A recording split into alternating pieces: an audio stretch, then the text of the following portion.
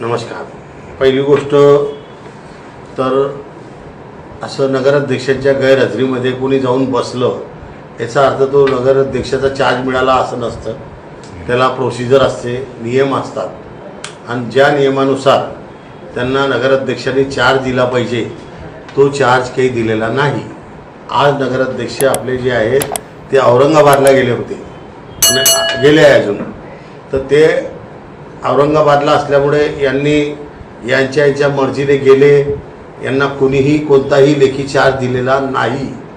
त्याच्यामुळे हे स्वतःच्या गालाला गुलाल लावून फिरतायत. यांना फिरू द्या. फटाके फोडायची हौस आहे तर फोडू द्या. त्यांना वाटतं आजच दिवाळी आहे. आज काही दिवाळी अजून बारे चालू झालेली नाही. आणि विषय अशा ज्या कृती आहे त्या कृतीला काही अर्थ नसतो असं माझं मत आहे. अशा कृतीला काही महत्त्व नसतं आणि अशा कृतीने काही फरक पडणार नाही आहे. आलं का लक्षात? तर त्या हिशोबाने माझं एक मत आहे की अशा कुरघोड्या करून जे आहे अत्यंत म्हणजे मजाक लावली आहे नगरपालिकेची की कोणतंही लेखी किंवा जो पदभार जो दिला जातो या नगराध्यक्षाकडनंच त्या नगराध्यक्षाकडे दिला जातो. जर उपाध्यक्षाला बी द्यायचा असला तर तो पदभार दिला जातो. असा ॲटोमॅटिक जे आहे, ॲटोमॅटिक कोणता नवा नियम निघाला ते काही मला आयडिया नाही. आता पहिल्यांदा निघाला असेल तर ॲटोमॅटिक त्यांना त्यांचं ॲटोमॅटिक मुंगेरीलाचे जे स्वप्न आहे ॲटोमॅटिकचे ते राहू द्या. त्यांना लाग भलो. म्हणून तो चार्ज अजून दिलेला नाही. चार्जचा काही संबंध नाही आणि चार्ज द्यायचा आता मुळीच संबंध नाही. कारण जे जिल्हा अधिकाऱ्यांनी पत्र दिलं होतं ते आमच्या नगराध्यक्षांना ते पत्र प्राप्त झालेलं नाही. नंतर आता जर का काही असेल जिल्हा अधिकाऱ्यांचं म्हणणं किंवा काही तर ते लेखी नगराध्यक्षाला कळवल्यानंतरच. कारण आता कोर्टाने त्या ठिकाणी प्रत्येक स्टेप जे आहे ते जे महत्त्वाचा विषय आहे त्याच्यामध्ये प्रत्येक स्टेपला जे आहे हायकोर्टाच्या अधीन राहील आता.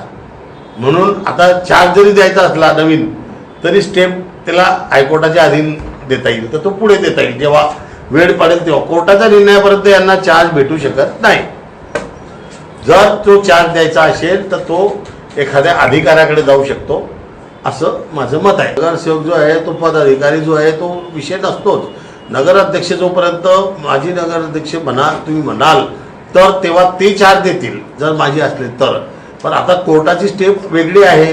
कोर्टाच्या निर्णयाच्या पहिले यांना काही करता येणार नाही. यांना फटाके फोडू द्या, यांना गुलाल लावू द्या, यांना मिठाई खाऊ द्या. आमचं काही म्हणणं नाही आहे. त्यांना मिठाईबद्दल आणि फटाक्याबद्दल आणि स्वतःच्या गालाला स्वतःच गुलाल लावून घेत आहेत अशी परिस्थिती आहे. हे पूर्ण भुसावळ शहराची दिशाभूल करण्याचा प्रयत्न आहे.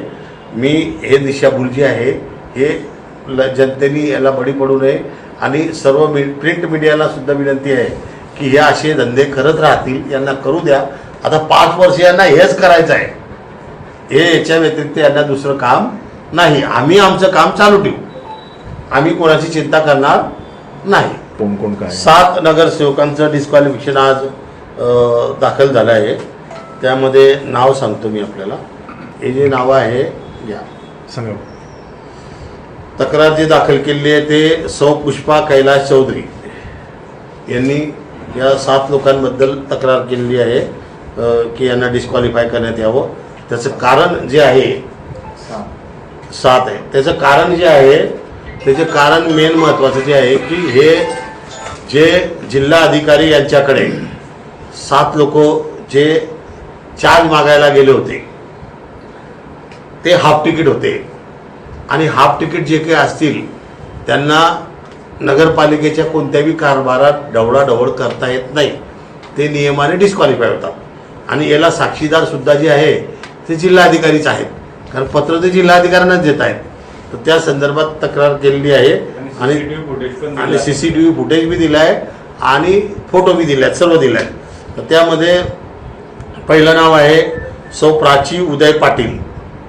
हिचा मिस्टर गेला होता तिथे, म्हणजे हिला डिस्क्वालिफाय करावं. दुसरं पूनम वसंत पाटील. तिसरं मेघा देवेंद्र वाणी. चौथं शैलजा पुरुषोत्तम नारखेडे, पाचवं आशा कैलास पाटील, सहावं छाया मुरलीधर फालक आणि सातवं प्रिया बोधराज चौधरी. असे 7 लोकांचं हे जे आहे दाखल झालेलं आहे. आणि यामध्ये उपनगराध्यक्ष जे आहेत त्यांचंसुद्धा याच्यामध्ये डिस्क्वालिफिकेशन दाखल झालेलं आहे. आणि ज्यांच्यावरती डिस्क्वालिफिकेशनचं प्रोसिडिंग चालू झालं असेल किंवा दाखल झालं असेल त्यांना या ठिकाणी पदभारचा काही संबंध येतच नाही अजून. म्हणजे त्यांना सुद्धा पदभार देता येत नाही, ही सुद्धा नवीन परिस्थिती आहे. मग आता जे आहे त्यांना जर पदभार द्यायचा असेल तर तो अधिकाऱ्याकडेच द्यावा लागेल अशी परिस्थिती आहे. तर जिल्हाधिकारी आल्यानंतर मला वाटतं जिल्हाधिकारी आठवडाभर नाही आहेत. जिल्हाधिकारी आठवड्याभरानंतर आल्यानंतर त्याच्यावर जिल्हाधिकारी काय निर्णय देतील ते बघू.